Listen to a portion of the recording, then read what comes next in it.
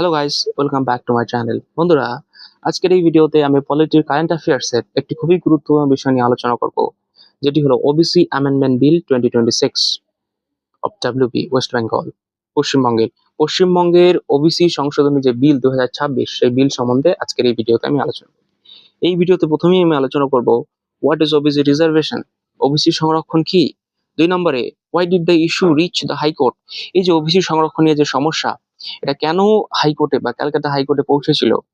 আর 3 নম্বরে, why does the OBC amendment bill propose, এই যে ওবিসি অ্যামেন্ডমেন্ট বিল অর্থাৎ ওবিসি সংশোধনী যে বিল যে পাশ করা হলো পশ্চিমবঙ্গে, এটাতে কি প্রস্তাব দেওয়া হলো, এটা আলোচনা করব। এন্ড 4 নম্বরে, কারেন্ট রিজার্ভেশন স্ট্রাকচার, বর্তমানে যে পশ্চিমবঙ্গের যে সংরক্ষণ, যে রিজার্ভেশন যে রয়েছে, সংরক্ষণের যে গঠন, সেটা কি রকম হলো।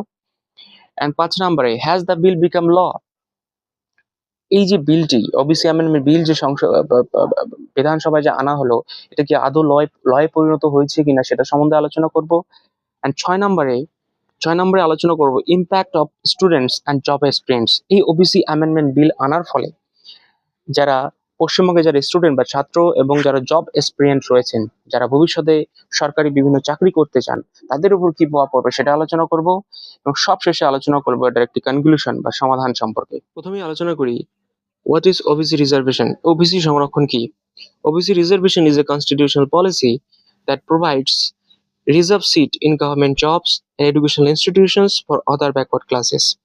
ওবিসি রিজার্ভেশন, ওবিসি সংরক্ষণ হলো এটি কনস্টিটিউশনাল পলিসি বা সাংবিধানিক আইন, যেটাতে কি করা হয়, যেটাতে কি প্রোভাইড করা হয়, দ্য রিজার্ভ সিট অর্থাৎ সংরক্ষিত সিট প্রোভাইড করা হয় in government jobs and educational institution for other backward classes, যেটাতে কি করা হয় যে আদার ব্যাকওয়ার্ড ক্লাসের যারা রয়েছে, যারা ওবিসি কমিউনিটি রয়েছে, তাদের জন্য একটি সংরক্ষিত আসন প্রদান করা হয়। কিসের ক্ষেত্রে?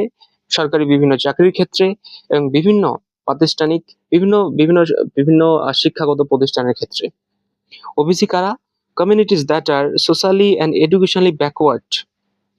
ওবিসি হলো তারাই যারা সামাজিকভাবে এবং শিক্ষাগতভাবে পিছিয়ে পড়া যারা কমিউনিটি রয়েছে, সম্প্রদায় রয়েছে, তাদেরকে ওবিসি হিসাবে ধরা হচ্ছে। And to ensure the equal and opportunity improve there representation in public service and education. এদেরকে কেন রিজার্ভেশন দেওয়া হয়? রিজার্ভেশন দেওয়ার একটাই কারণ, যে ইকুয়াল অপরচুনিটি, সমান অপরচুনিটি দেওয়ার জন্য, সমান সুযোগ সুবিধা দেওয়ার জন্য, অ্যান্ড ইমপ্রুভ দেয়ার রিপ্রেজেন্টেশন, এবং সমান অপরচুনিটি দেওয়া এবং তাদের যে অংশগ্রহণ পাবলিক সার্ভিস এবং এডুকেশন, সরকারের যে বিভিন্ন সার্ভিস বা সরকারি বিভিন্ন সেবা এবং এডুকেশন বা শিক্ষা ব্যবস্থায় তাদের যাতে অংশগ্রহণ বৃদ্ধি পায়, এর জন্য ওবিসি সংরক্ষণ দেওয়া হয়। রিজার্ভ সিট করার অর্থ হলো, ধরে নিন কোন একটা চাকরির ক্ষেত্রে, সরকারি চাকরির ক্ষেত্রে 100টি সিট রয়েছে এবং সেখানে সরকার ওবিসি সংরক্ষণ দিয়েছেন 17%, তাহলে সেখানে সেই চাকরির ক্ষেত্রে কমপক্ষে 17 জন ওবিসি সেখানে চাকরি পাবেই। কমপক্ষে সেখানে 17 জনকে দিতেই হবে। 17 জনের নিচে কিন্তু সরকার দিতে পারবেন না, কারণ সেখানে 17% রিজার্ভেশন রয়েছে। এরপরে আলোচনা করি why did issue reach the high court, এই যে ওবিসি রিজার্ভেশন বা ওবিসি সংরক্ষণ নিয়ে যে সমস্যা, এটা কেন হাইকোর্টে পৌঁছলো। The issue reached Calcutta High Court because the petitioner alleged that the many communities were added West Bengal OBC list after 2010 without following the legal requirement procedure. এই যে বিষয়টি, ওবিসি সংরক্ষণের বিষয়টি কলকাতা হাইকোর্টে পৌঁছেছে এই কারণে যে যারা পিটিশন, যারা অ্যাপিল করেছে, তারা বলেছে যে 2010-এর পরে অনেক কমিউনিটি বা অনেক সম্প্রদায় ওবিসি লিস্টের মধ্যে অন্তর্ভুক্ত করা হয়েছে, ওবিসি লিস্টে তাদেরকে অন্তর্ভুক্ত করা হয়েছে without following the legal required procedure, যে প্রসেস রয়েছে, যে প্রক্রিয়া রয়েছে, সেই প্রক্রিয়াকে ফলো না করেই। And the petitioner argued that this inclusion were not based on the proper recommendation from the backward class commission. এবং যারা পিটিশনার রয়েছে, যারা অ্যাপিল করেছেন, তারা আরো বলেছেন যে এই ইনক্লুশন, এই অন্তর্ভুক্তিগুলি হয়েছে, এই অন্তর্ভুক্তিগুলি যে হয়েছে, this inclusion were not based on proper recommendation from the backward class commission.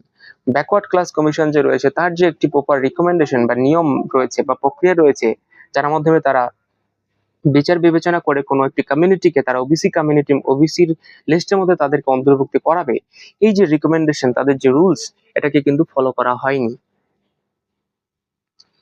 In 2024, the court ruled that many this inclusion were invalid. এবং 2024-এ কোর্ট অর্থাৎ ক্যালকাটা হাইকোর্ট এটাকে লক্ষ্য করেছে যে অবশ্যই এই কথাটি অবশ্যই ঠিক যে অনেকগুলি ইনক্লুশন বা অনেক অন্তর্ভুক্তি যে ওবিসি অনেকগুলি কমিউনিটিকে যে ওবিসির আওতায় যে অংশগ্রহণ তাদেরকে অন্তর্ভুক্তি করানো হয়েছে এটা কিন্তু ইনভ্যালিড এবং অনেক কেস এটাতে কি হয়েছে ভুয়ো বেরিয়েছে। এই যে বিষয়টি এর ফলে কোর্ট ক্যালকাটা হাইকোর্ট অর্ডার দিয়েছে স্টেটকে বা রাজ্যকে যাতে তারা সঠিক প্রসিডিওর যে লিগ্যাল প্রসিডিওর রয়েছে বাট বৈধ যে নিয়ম রয়েছে সেটা যেন তারা ফলো করে এই ওবিসি ইনক্লুশনের জন্য, ওবিসি কমিউনিটি যে ইনক্লুশন করছে এটার জন্য। এরপরে আলোচনা করি what does OBC amendment bill propose. পশ্চিমবঙ্গের যে ওবিসি অ্যামেন্ডমেন্ট বিল পাস হলো অর্থাৎ ওবিসি সংশোধনী বিল যে পাস হলো এটাতে কি প্রস্তাব রাখা হলো। প্রথমেই revise OBC reservation from 70% to 7% in state government job. পশ্চিমবঙ্গের বিভিন্ন চাকরির ক্ষেত্রে ওবিসি রিজার্ভেশন ওবিসি সংরক্ষণ যে 17% ছিল অর্থাৎ ওবিসি এ এবং ওবিসি বি কমিউনিটি মিলে যে 17% রিজার্ভেশন ছিল সেটাকে 17% থেকে 7% আনা হলো। And B number recognize 66 communities under revised to state OBC list।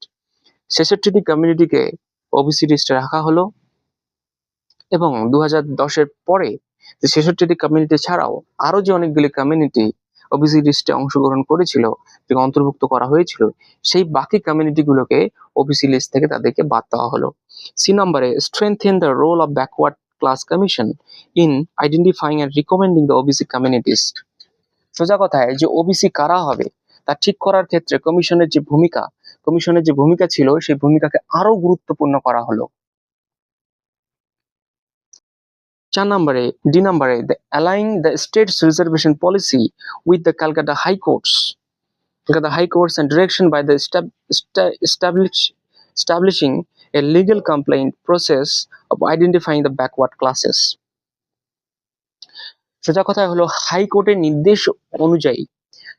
নির্দেশ অনুযায়ী আইন মেনে ওবিসিকে শনাক্ত করে রাজ্যের সংরক্ষণ ব্যবস্থা চালু করা হলো।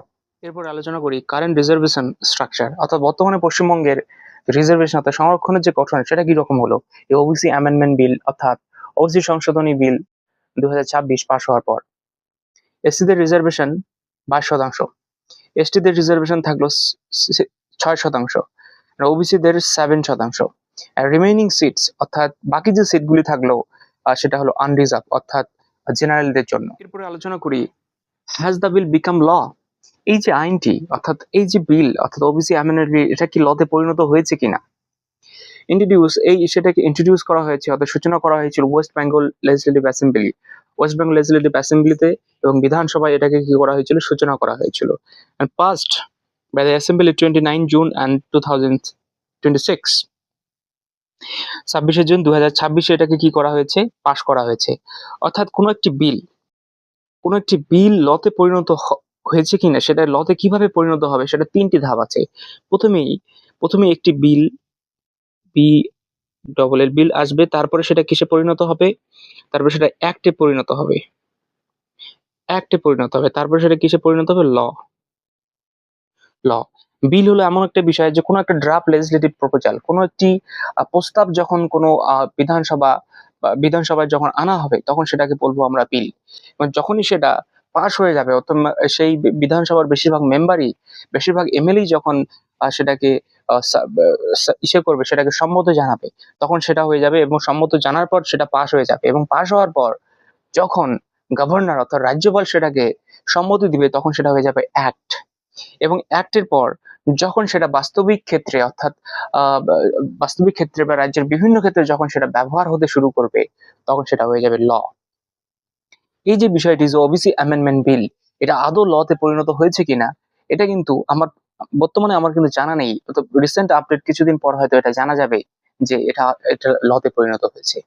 তোমরা দেখে নেবে এর পরবর্তী যে আপডেট গুলো আসবে সেই আপডেটে তোমরা দেখে নেবে এটা লতে পরিণত হয়েছে কি। আলোচনা করি impact of students and job aspirant অর্থাৎ এই যে ওবিসি অ্যামেন্ডমেন্ট বিল ওবিসি সংশোধনী বিল 2026 পশ্চিমবঙ্গে যে পাশ করা হলো এটার ফলে যে ছাত্ররা যে রয়েছে এবং জব অ্যাসপিরিয়েন্ট যারা ভবিষ্যতে চাকরি করতে চায় তাদের উপর কি প্রভাব পড়লো। প্রথমেই 66 recognized OBC communities can be able to revise the state OBC reservation। এই 66টি ওবিসি কমিউনিটি কিন্তু তারা ওবিসি রিজার্ভেশনের আওতায় থাকলেও তারা কিন্তু 7% রিজার্ভেশন পাবে এবং বাকি যে কমিউনিটিগুলি তারা কিন্তু আর ওবিসি লিস্টে থাকলো না অর্থাৎ তারা কিন্তু কোনো রকম রিজার্ভেশনের সুযোগ পাবে না। তারপরে communities not on the revised state OBC list may not get state OBC reservation. Communities not on the revised state OBC list, অর্থাৎ যে সমস্ত কমিউনিটি সেই স্টেট ওবিসি লিস্টের মধ্যে থাকলো না, তারা কিন্তু may not get the state OBC reservation, তারা কিন্তু রাজ্যের যে ওবিসির ক্ষেত্রে যে রিজার্ভেশন ছিল সেটা কিন্তু আর কিন্তু তারা পাবে না। তারা কিন্তু এখন জেনারেল ক্যাটাগরিতে হিসাবে বিবেচিত হবে, অর্থাৎ তাদের বিভিন্ন চাকরির ক্ষেত্রে প্রচুর পরিমাণে পরিশ্রম করতে হবে, তাদের কিন্তু কোনো রকম সরকারের তরফ থেকে রিজার্ভেশন দেওয়া হবে না। তারপরে always check the latest official notification before applying, অর্থাৎ প্রত্যেকটি ছাত্রের জন্য একটা খুবই গুরুত্বপূর্ণ আপডেট যে তোমরা প্রত্যেকেই যে কোনো চাকরির অ্যাপ্লাইয়ের ক্ষেত্রে যে লেটেস্ট যে অফিসিয়াল নোটিফিকেশন আছে সেটাকে লক্ষ্য করেই কিন্তু তোমরা চাকরিতে অ্যাপ্লাই করবে। সেটাতে কি বলা হয়েছে, কোন ধরনের কাস্ট সার্টিফিকেট লাগবে সেটা কিন্তু তোমরা দেখে অ্যাপ্লাই করবে।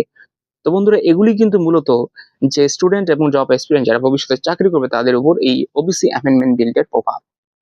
পরিশেষে আর কনক্লুশনে আমি একটি কথাই বলবো, যেটা কিন্তু এই যে ওবিসি অ্যামেন্ডমেন্ট বিল পশ্চিমবঙ্গে যে পাশ করা হয়েছে, এটা কিন্তু অবশ্যই একটা ভালো পদক্ষেপ। সরকার একটা ভালো পদক্ষেপ নিয়েছেন। এতদিন পর্যন্ত যে ভুয়ো যে সার্টিফিকেটগুলি তৈরি হচ্ছিল, অর্থাৎ যে যারা সঠিক যারা রয়েছেন, যারা মেধাবী যারা রয়েছেন তারা যে সুযোগ সুবিধা পাচ্ছিল না, এই যে বিষয়টি, এটা কিন্তু এর মাধ্যমে কিন্তু অনেকটা কিন্তু সমাধান করা যাবে। তো তাই আমি কি করি, এই যে ওবিসি অ্যামেন্ডমেন্ট বিল যে পাশ হয়েছে এটাকে আমরা অ্যাপ্রিসিয়েট জানাই এবং আমি এটাকে সমর্থন করি। তো বন্ধুরা, আজকের এই ভিডিও তোমাদের কেমন লাগলো? যদি ভালো লাগে লাইক করো এবং কমেন্ট করো, কমেন্টে জানাও ভিডিওটি কেমন হয়েছে, এবং এইরকম ইনফরমেটিভ এবং কনসেপ্ট বেসড ভিডিও দেখার জন্য আমার চ্যানেলকে সাবস্ক্রাইব করো। Thank you so much.